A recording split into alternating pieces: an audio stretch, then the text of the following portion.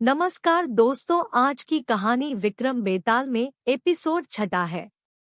आज की कहानी का शीर्षक है पत्नी किसकी। धर्मपुर नाम की एक नगरी थी। उसमें धर्मशील नाम का राजा राज करता था। उसके अंधक नाम का दीवान था। एक दिन दीवान ने कहा, महाराज, एक मंदिर बनवाकर देवी को बिठाकर पूजा की जाए तो बड़ा पुण्य मिलेगा। राजा ने ऐसा ही किया। एक दिन देवी ने प्रसन्न होकर उससे वर मांगने को कहा। राजा के कोई संतान नहीं थी। उसने देवी से पुत्र मांगा।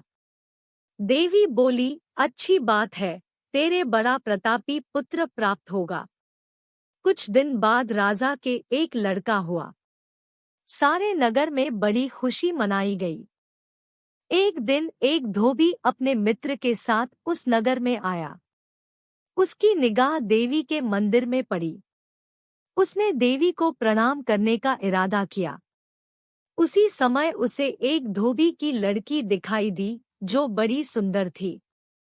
उसे देखकर वह इतना पागल हो गया कि उसने मंदिर में जाकर देवी से प्रार्थना की, हे देवी, यह लड़की मुझे मिल जाए। अगर मिल गई तो मैं अपना सिर तुझ पर चढ़ा दूंगा। इसके बाद वह हर घड़ी बेचैन रहने लगा।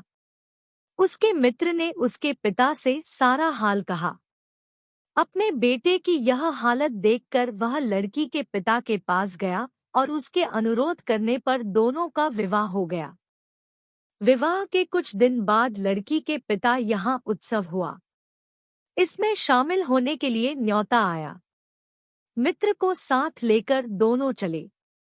रास्ते में उसी देवी का मंदिर पड़ा तो लड़के को अपना वादा याद आ गया। उसने मित्र और स्त्री को थोड़ी देर रुकने को कहा और स्वयं जाकर देवी को प्रणाम करके इतने जोर से तलवार मारी कि उसका सिर धड़ से अलग हो गया।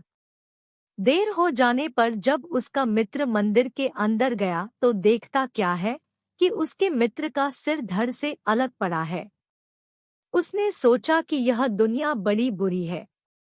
कोई यह तो समझेगा नहीं कि इसने अपने आप शीश चढ़ाया है। सब यही कहेंगे कि इसकी सुंदर स्त्री को हड़पने के लिए मैंने इसकी गर्दन काट दी। इससे कहीं मर जाना अच्छा है। यह सोच उसने तलवार लेकर अपनी गर्दन उड़ा दी। उधर बाहर खड़ी खड़ी स्त्री हैरान हो गई तो वह मंदिर के भीतर गई। देखकर चकित रह गई। सोचने लगी कि दुनिया कहेगी यह बुरी औरत होगी, इसलिए दोनों को मार आई, इस बदनामी से मर जाना अच्छा है। यह सोच उसने तलवार उठाई और जैसे ही गर्दन पर मारनी चाही कि देवी ने प्रकट होकर उसका हाथ पकड़ लिया और कहा, मैं तुझ पर प्रसन्न हूँ, जो चाहो सो मांगो। स्त्री बोली, हे देवी, इन दोनों को जिला दो। देवी ने कहा, अच्छा, तुम दोनों के सिर मिलाकर रख दो। घबराहट में स्त्री ने सिर जोड़े तो गलती से एक का सिर दूसरे के धड़ पर लग गया। देवी ने दोनों को जिला दिया। अब वे दोनों आपस में झगड़ने लगे। एक कहता था कि यह स्त्री मेरी है, दूसरा कहता मेरी। बेताल बोला, हे राजन, बताओ कि यह स्त्री किसकी हो। राजा ने कहा, नदियों में गंगा उत्तम है, पर्वतों में सुमेरु, वृक्षों में कल्पवृक्ष और अंगों में सिर। इसलिए शरीर पर पति का सिर लगा हो वही पति होना चाहिए। इतना सुनकर बेताल फिर पेड़ पर जा लटका। राजा उसे फिर लाया तो उसने 7वीं कहानी कही।